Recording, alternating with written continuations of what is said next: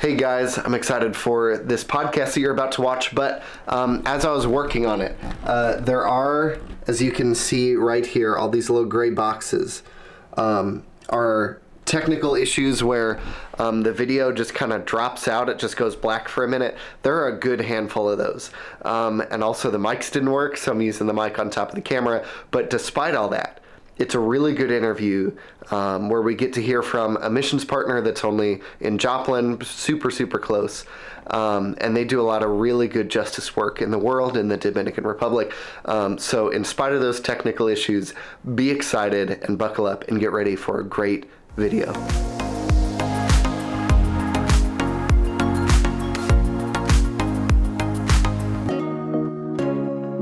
Welcome back to the Kingsway Podcast. Thanks again for tuning in. Got a couple new special guests with us today, Nick and Sarah. Introduce yourselves a little bit. Tell us a little bit about yourself, because I know we've been sitting here for the last 30 minutes while Ryan's been putting stuff together, and we've chatted about all kinds of stuff. Yeah. And I know this conversation is going to be amazing. But tell me a little bit about yourselves. Tell me your names. Where are you from? What's up with you guys? Cool. We are Nick and Sarah Vacca. Yeah. We've been married, I guess.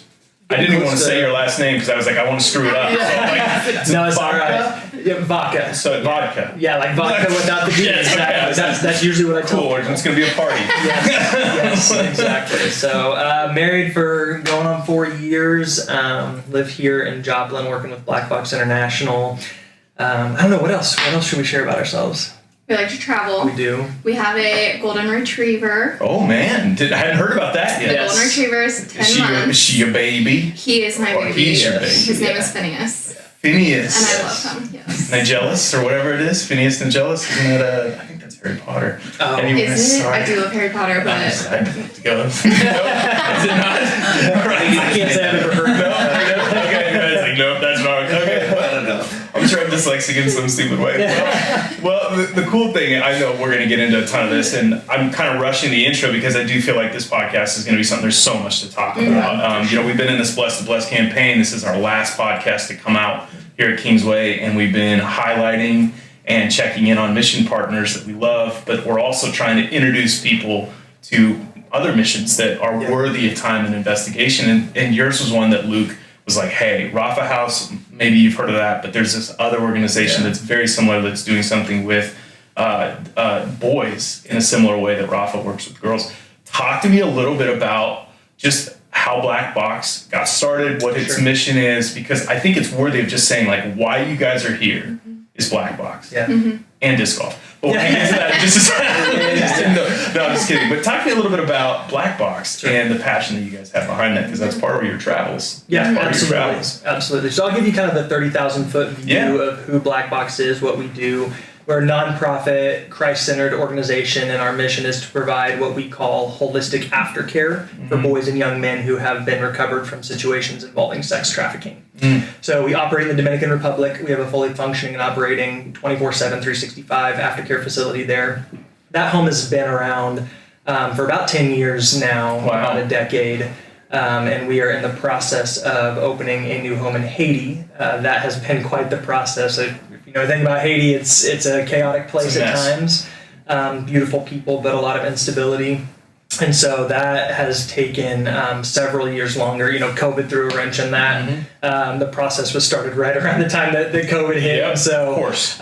We are finally kind of seeing the light at the end of the tunnel for that project. We're actually in a building campaign right now, trying to raise some funds to finish up what we need to complete that project. But so that's a little bit about who Blackbox is. So what is your role specifically, and then how long have you guys been? Because obviously 10 years. I'm not saying that you couldn't started when. It was not us. But what's your role, and then how long have you guys been involved? Sure, you go ahead. Yeah, so my role is the Director of Client Services, which is a very broad term, but basically I am here to make sure that our staff and boys in the home are getting what they need. So that's training, making sure we're following correct procedures, just making sure that they have what they need in order to succeed over there. How long does that care normally take, or how long do these, you say aftercare, but like the kid's 3 years old or 10 years old, we're talking to 18? Are we talking months? Yeah, so boys are legally can be in our home until they're 18. And much like the foster system, they have to leave our home after 18. But then our goal is to always continue providing care for them if that's what they desire and that's what we desire. I heard Stephanie Fried said something, and it's what we hope for as well, is to allow the boys to have sustainable freedom. And so the goal is to like make sure that they can have a job, get a job, keep that job. If they want to go to college, provide a way for them to get an education, and just so that after they're in our home, they can continue to be successful and continue to be free. That's amazing. Yeah. We talk about youth ministry. I used to talk about I don't want to be ministering to you for a season, but for a lifetime. Exactly. And I want to make sure we're partnering for that. And Luke's over there in the corner, and do you remember me saying that? Okay, cool. I'm glad you remember that. I'm really dumb right now. I'm like, well, the East is it. But that's really neat. So you have like almost like halfway houses or like extra facilities that you guys are using for that, or is that just something that's more partnership in the sense of your philosophy and you're hoping to partner with? I would say yes. Yes, we're in the process of developing out kind of what that looks like. With the name that we use to describe kind of that transition program is the Verge Project. And the idea is every boy and young man is going to have an individual needs. And so we're going to kind of meet those needs on an individual basis. For some of them, that means, hey, we're going to help you find housing when you age out of our space. For some of them, they go back to live with their family. Some of them are going to want to go to school. Some of them are going to want to get a job. And so we allow the boys to help write their future. We use what's called an IDP. It's an individual development plan. And the boys get to write their own goals. They get to be a part of that process of figuring out when they enter our care, who they want to become, who they want to be. And then obviously our goal is just to walk beside them and help them become I love that. Who that is. It sounds very relational. Yeah. I like that a lot. I think that's obviously, there's probably ways that you could make it more cookie cutter, but I think it would be a lot more kids falling by the wayside, and it wouldn't be as fun of a fit, or at least as well of a fit. Sure. So talk to me a little bit about the need for this, because you hear that, and in the United States, obviously I've been around a couple individuals that have really highlighted sex trafficking and the struggle of kind of modern day slavery and that what it is. Luke was obviously our mission director, has been a part of that. Louis Giglio doing the Red X, being part of that. But outside of the U.S., I can't think that the problem is better. Right. So talk to me a little bit about what the struggle is. Sure. Well, you kind of alluded to this, but generally when we're having this conversation about sex trafficking, we're talking about girls and women, which is good. We are pro helping girls and women. Of course. Nobody, we're not. But what our president and founder kind of discovered throughout the process, a decade ago of figuring out what role to play in this was that boys are victims too. Absolutely. And really what we're learning right now through some pretty in-depth research that's being done by an organization called ECPAT International. They devoted to specifically researching the sex trafficking of boys, and they committed to doing like 10 different countries throughout the globe, and I think they just released their final report on that, and essentially their consensus is this is worse than we thought. So I'll give you some numbers, and then I'll kind of explain those numbers. So what we usually say is that roughly, the estimate is that at least 2 million children are trafficked for sex around the world each year. And we say at least 400,000 of those are probably boys. Okay. Now, when it comes to numbers, I'm not huge on numbers. They're in the realm of sex trafficking, numbers are always going to be estimates. It's an estimate based on our best guess, based on what we do know. And there's no way to actually know what is taking place. And so it's like a ratio. Yeah, exactly. That's exactly what it is. And so, as Americans, we love numbers. We like to be able to see and have tangible things. And so I'm not saying numbers are a bad thing, but for me and for us as an organization, if it's happening to one boy, that's enough for us to exist. That's one too many. Yeah, exactly. And so Blackbox was created because there just is little to no aftercare available for boys. So they get them out of these places, but they have nowhere to go. Exactly. Because only the places that are for girls. And I think in today's world, the flashy is what gets our attention. So it's the the raids and the getting the children out of those situations, which is necessary, but that's not what we are. And if there's no place for them to go, then what's the point? But we're only doing part of the job. And the pain doesn't stop once they get them out either. It can actually transfer, or it can they can be repeat, right? Like the trauma kind of leads to more trauma. Right. And so rescuing is the first part, and then there's just so much more work to continue and to be done. And we had a small conversation before we got on here. Like, I just know through the foster care system that my family did, in a very controlled, very safe, very rich environment, it was still challenging. I mean, talk to me. What is this like to walk with these kids? I mean, so something that I am very proud of our organization is that in our home we hire national workers. And so our boys are being raised in a culture that's their own by people that are their people, and so that when they do leave our home, they are still a part of their culture. Not taking them out of that. I guarantee that rebuilds trust, right? That they don't have to see somebody of a different nationality or a different ethnic. Like, they can trust their environment. And they know how to live in their culture. Gosh, it's so important. I didn't even think about that until you said that. And so then you're taking people from their own country who care so deeply about them. They can also, when they do leave our care, they get to continue those relationships if they so desire. They can see those, we call them guides who walk with the boys daily. They can see those guides. They can continue, our social worker can continue and go check up on them. And there's just that, I think, an extra level of relationship that takes place because they're all Dominican. They'll all be Haitian. And I want to just say too, I mean, they're highly qualified. Like, we are hiring people they're going to school.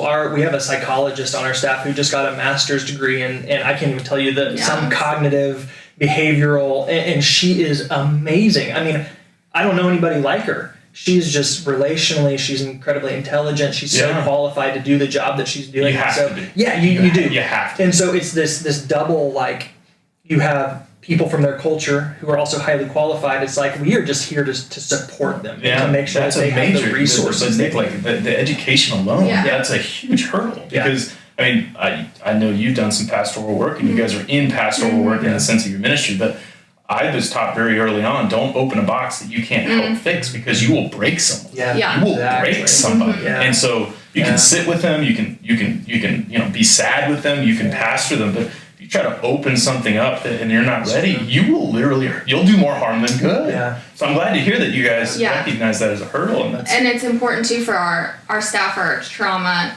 informed.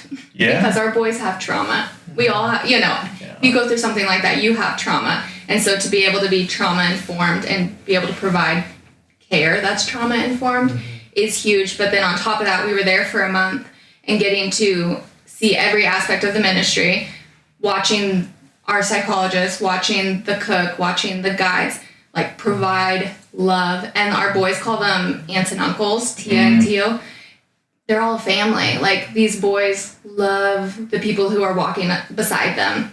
Or we go to church and they don't want to sit with us. They want to go sit with their own people. They want to go sit with the people who are walking beside them. And the men in the church are, patting them on the back during worship. And you're like, man, this is like, love is also taking place here. That's the and that was huge for us to see. That's amazing.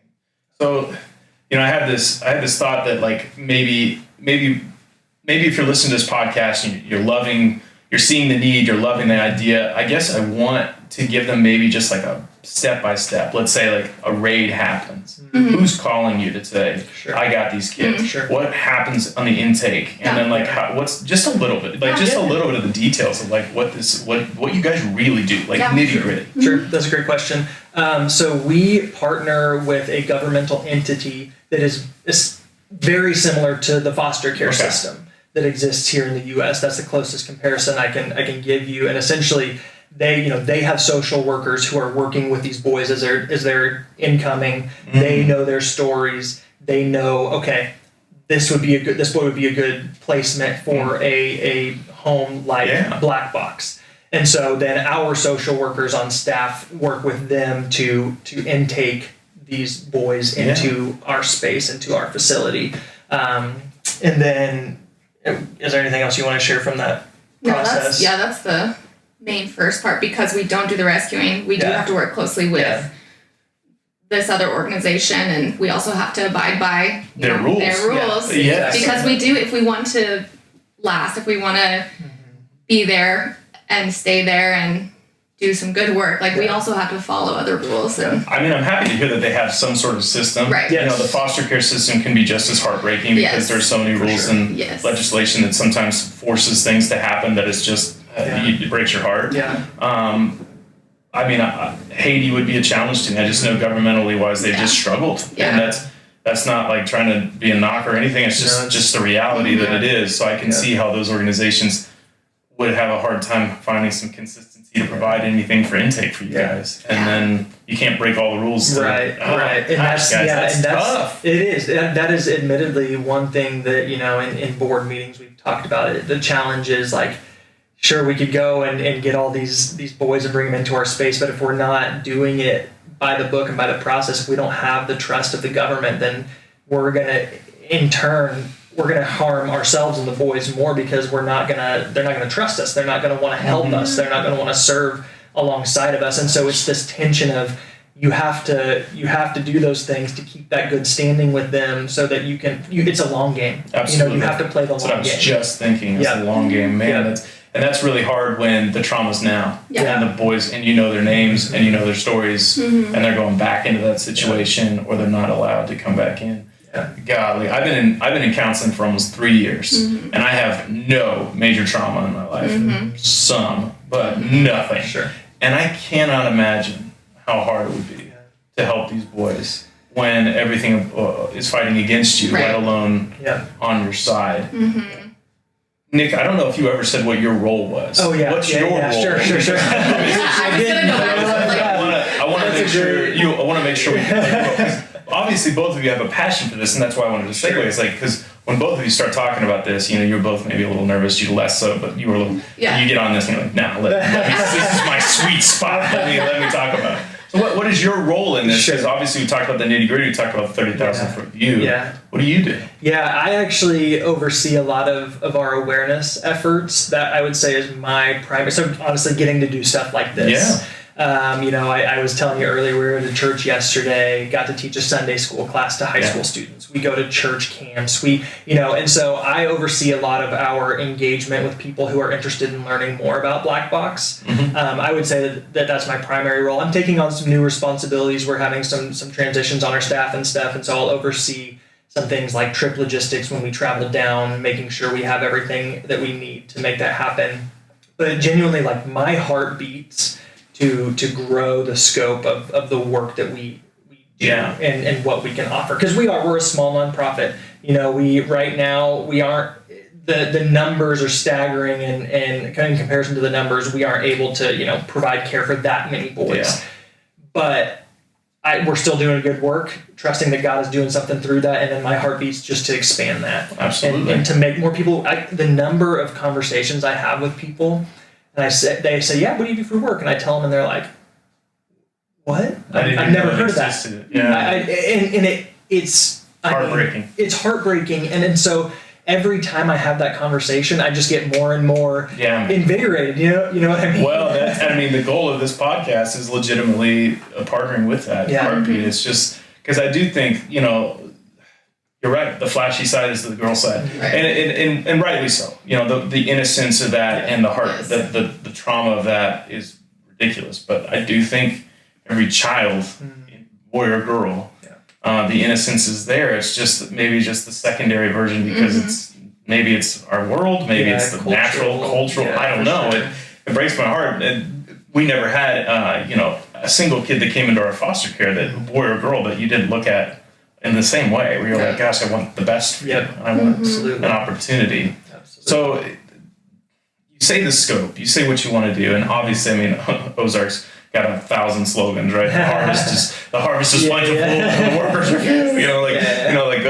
Go down the line. But you're right. You know, when you hear the numbers or the ratios, and your boots on the ground, you're there for a month, and you see the heartbreak. You know what your goal is to go. You know, how many kids are you trying to get to? Like, what? You know, obviously as many as you can. But what's the next reach? You know, from where you're at right now with numbers, Where are you trying to get to? So, well, do you want to hit on that? Well, I was just going to say something before you go with numbers and all that is another piece that we're wanting to shed light on is boys who have disabilities, children with disabilities. And, oh my gosh, I'll get emotional, it's fine. Okay. Oh, goodness. My oldest son has autism. It's high functioning, so. Every time we talk about this, it's just because I do care about it.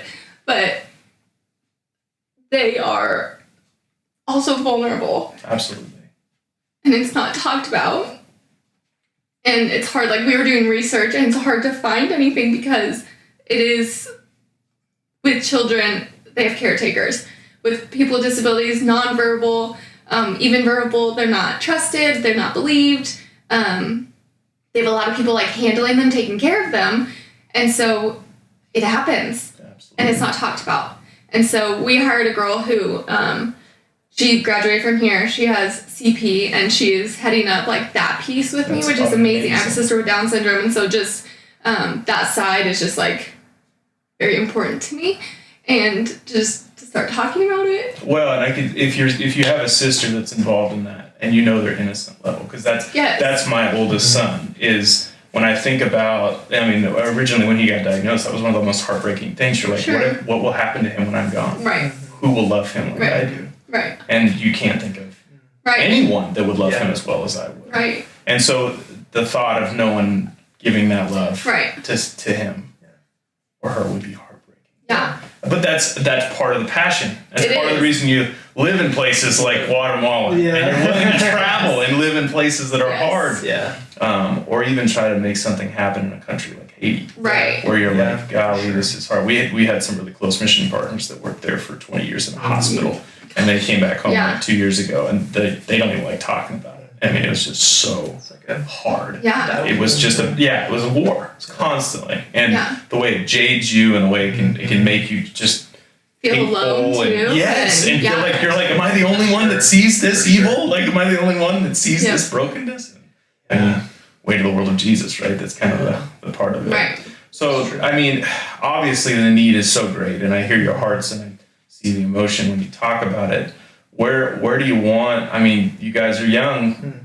I mean, maybe this isn't a lifetime feat, but maybe it is. Right. Where are you hoping Blackbox can get to? Where's it at now? Where are you wanting it to be? Yeah, sure. So I talked about this a little bit already. So we our home in the DR is about a decade old. And intentionally the leadership of our organization wanted to make sure that we had a good model in place and really understood what we were doing before we made all the mistakes in an easier place. Because it would have been easy to start this thing 10 years ago and be like, okay, we're going to make homes here and here and here. We're going to go all these different places. But I really appreciate that they were intentional about saying, no, we want to, not that we're perfect now, not that we have it all figured out, but we're certainly in a much different place, in a better place now, saying, okay, we at least know we have some skin in the game. Because admittedly, walking into this, when this foundation or this organization was started, nobody was doing this. Yeah. And there's still not many people. And so there's not a lot of people you can call and be like, hey, what'd you do in this type of scenario? It's like, what works? Yeah, it's a lot of trial and error. It's a lot of trying to use, there are organizations working with girls, but girls and boys are different. And so how can we take maybe what they're doing and try certain things? Well, I'd say the girls are probably more passive and the boys are more aggressive. Yeah. That's probably more of, and I don't know if that's probably made way more general than it is, but I can see some of the issues of just like, you can't just take Rafa and just put it over here. These boys need to wrestle, these boys need to have fun, they're more physical. Like, I don't know. It's just, which they are, side note, they are in sports and go to, a lot of them are in soccer. Yeah. Couple in track, and tell them about one of one of our boys is actually top 10 in the country in his category of running. He is amazing. Good Lord. So they are provided that outlet, which is very important to also get them out of the home. Oh yeah. To also, I mean, if you're moving your body, that is just a natural way of like behavior management, an outlet. And so absolutely. So they are all very athletic. sportsy. Yeah. Back to the question though. Sorry. No, you're good. So we've got the DR. Again, felt like we're in a place to expand and feel okay doing that. So moving into Haiti now, and that has been a process. And so admittedly, a lot of our attention, our focus over the last several years has been getting the land purchased and hiring logistics people to clear the land and to lay the roads and to dig the well and to build the security wall and to contract a company to make the bricks that we're going to build. So like a lot of those kind of things have been taking place behind the scenes. The things that aren't sexy, if I can say that. No, absolutely. The things that need done, but no boy's getting helped. Exactly. So you're like, yeah. I felt like that this last year. I've just been fixing our church 1,000 times. Yeah. I'm like, I didn't sign up to be a contractor. Right. But it's a necessary part of the process, absolutely. so that the end goal can be reached. So Haiti is in place, and then as an organization, we've done some research in some other countries in Central America. We don't have the authority to make the decisions. I suppose moving forward and kind of where we're going to end up. But I would venture to guess we will probably enter into Central America more. We have a lot of all our Dominican home. They speak Spanish there, and so why not utilize first our Spanish resources that we have? We have connections in Central and South America, and I know there's a need there from the research that has been done. And so I would venture to guess we'd head, in that direction next. Don't put me on record. So like, how many kids in the Dominican are you helping, right? Sure. Yeah. So at a time we can hold up to 10 boys in our facility. Sweet. Now, a lot of times when we say that, people are like, wow, that's not very many. And it's not. And I will say that is intentional. We aren't an orphanage. We don't want to be an orphanage. We are a trauma-focused aftercare home where these boys are getting specialized care in a family-based, Christ-centered atmosphere. And so if you pack in more boys than that, it's crazy enough with that number. Well, with our, even we have right now 8, they're currently have 8 in our home. They're getting their counseling. They're getting to pick what haircut they want, and they get to go get a nice fade. Mm-hmm. They get to go to their sports. They get to, all the things that you would hope a boy or a child would receive in their home with 2 parents. They're getting to have all those. They're getting their teeth fixed. They're getting eyeglasses. And the goal is that it's holistic aftercare is actually taking place, and then they will go out of our home and one day be able to maybe give that to someone else, and as a man, a Dominican man might be able to go spread Jesus because he was poured into, that's the goal is for them to then go out into the world. So they have to be seen and known. Yeah. Right. They can't just be provided for. Right. And like the necessity of like, you have food and water, now be healed. Yeah. And I get that completely. Yeah. Obviously you need a roof over your head, you need food Right. and water, you need a little bit of attention or affection, but like that doesn't heal. That just covers the wound. It doesn't do the surgery. Exactly. And in some ways, and that does not surprise me that it's a lower number at all. Mm-hmm. Sure. And I'm not trying to out that like, wow, you're really small or this is whatever. Yeah. I do think that what I'm just hearing you guys say is like, it's a long game. And so planting the roots as deep as you have, that's how you get to grow tall. Yeah, exactly. Tall safely, or big safely. Right. And so in my mind, I'm going like, building a relationship with the government, building a relationship and understanding the logistics of all that, getting a physical facility, getting the education and the people that are rightly educated, getting all those things lined up so that when those kids come in, you're not ready. Yes, that is incredibly hard. And then also to be able to do what you want to do, you cannot do it on a large scale. Right. You just can't. It's just you're going to have more homes and more of those things. Yeah. You can't do that. Yeah. So. Now, I will say our home in Haiti that we're building. So in the DR, we rent space just based on what's available. It makes the most sense for us. Haiti's a little different in the terms of like, if things shut down, if there's protests, we still got to be able to have food for the boys. And so we're going to grow. We bought about 10 acres of land roughly, and so we're going to grow some of our own food. We have solar panels. We have a well on the property, so we're still going to be able to meet those basic necessities, even if that's not available, in the surrounding region. Yeah, exactly. So because we're building there, we're going to be able to house up to 16 boys in Haiti. Yeah. But again, the concept is that we don't want to necessarily pack as many in there as we can because we want them to get that individualized attention. We want them to be seen and known and valued and loved. We think that is so important that we'll actually limit the number we can take in, because it's going to, I think, pave the way for almost a more deeper healing, if you will. So that's kind of some of the... It sounds like you guys are really just in the process of like, give me your worst broken kid and we want to try to help. And that is scary, but that's also such a Jesus thing. And that's such a Jesus thing. That's only been mentioned once so far, but I was going to bring that faith side in here at the end. Like, how does this translate to local churches or communities or faith cultures yet? Does that do it all? I'm so glad that you asked that. That's my favorite part to talk about. One of my favorite things is that the boys are actively involved in the church.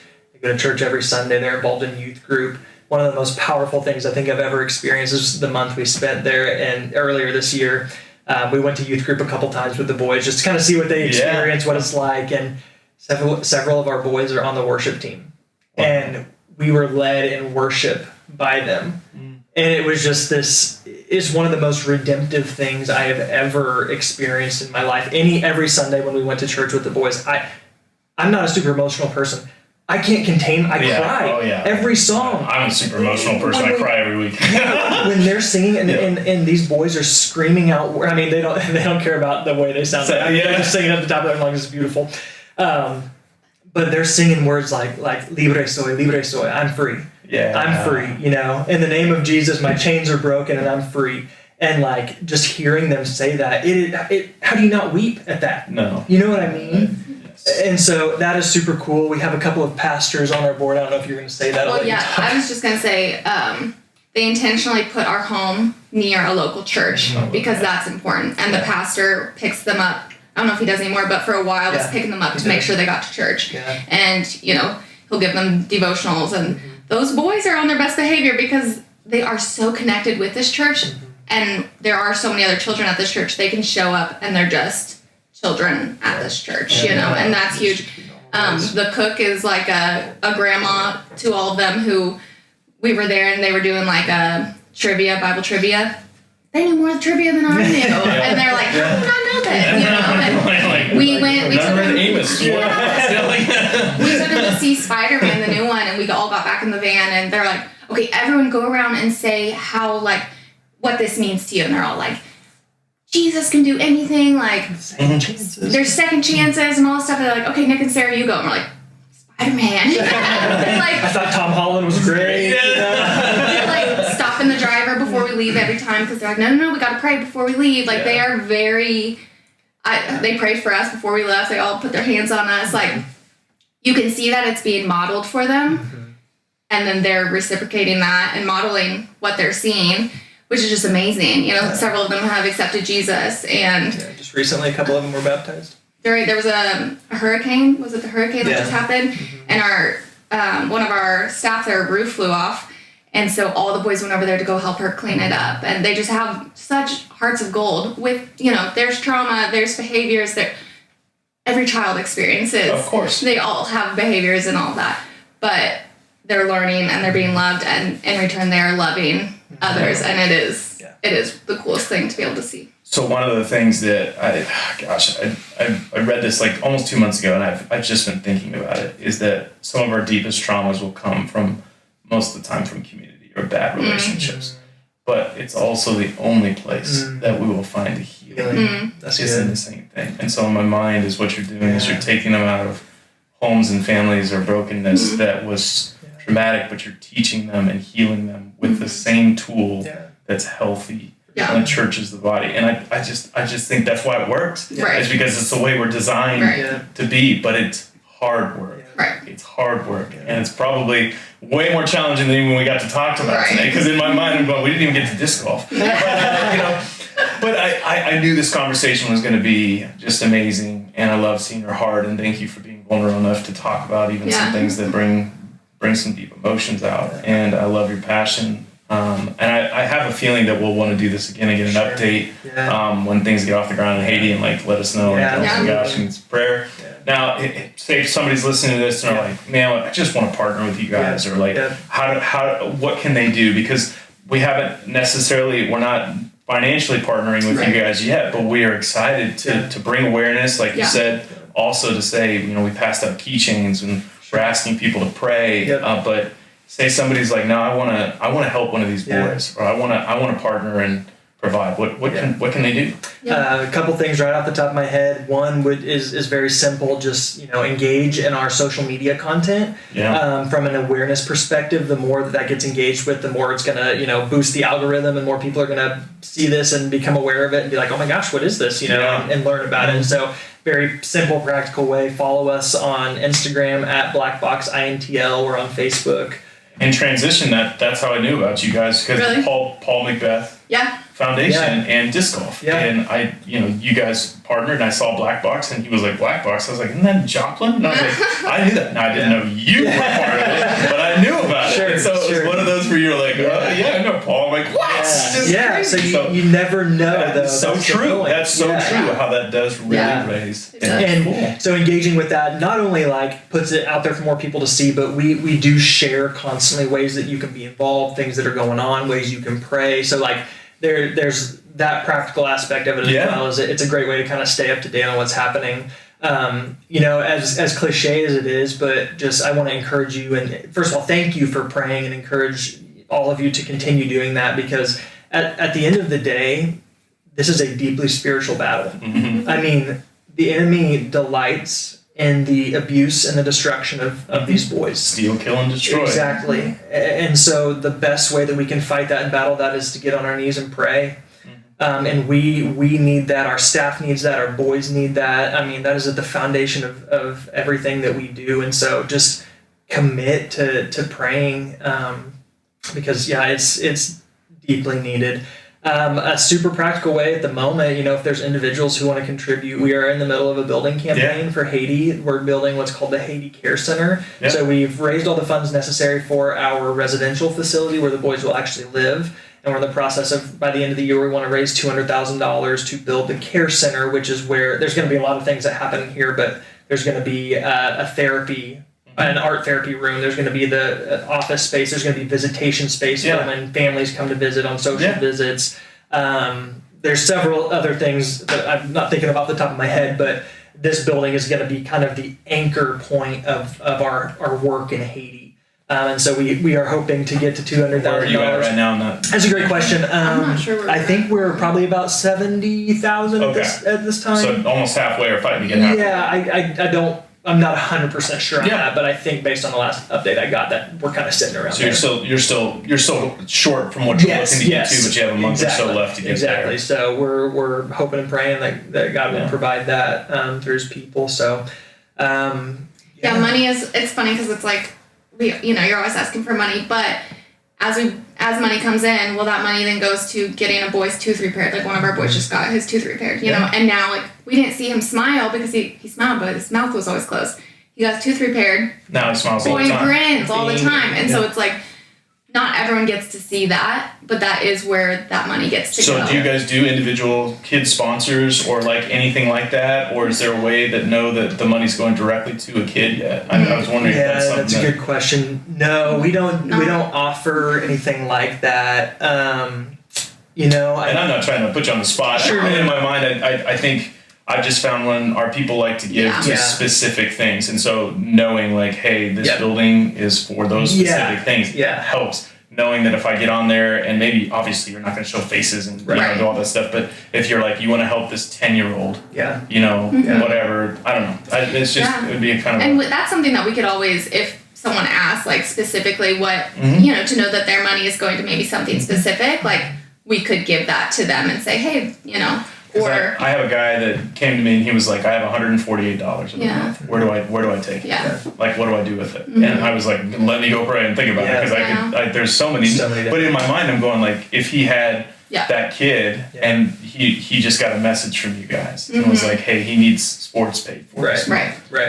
Boom. Yeah. I don't know. Maybe I'm just brainstorming. I'm making up things right now, but that's just in my mind. It is helpful though to have a visual representation of what you are giving to, and it helps narrow it down because it's give to this organization. It's but but we have desire to know, like, you said where you're is that one-on-one, going? right? You're one-on-one person. That's what you Yeah. like. I'm just trying to get the giving to as close to one-on-one as possible. Well, the first thing that comes to my mind as we're talking about this is I know for a fact that we send down around specifically $1,100 a month to pay for the food that feeds the boys. Yep. You know, and so that's maybe not as individual, like. But I love that. That's a number that people know. Yeah. It's like, if I give $1,100, you are paying for one kid's meals per month. Yep. Right. And it's like, you need to know that. And that's amazing. And guys, this has been such a good conversation.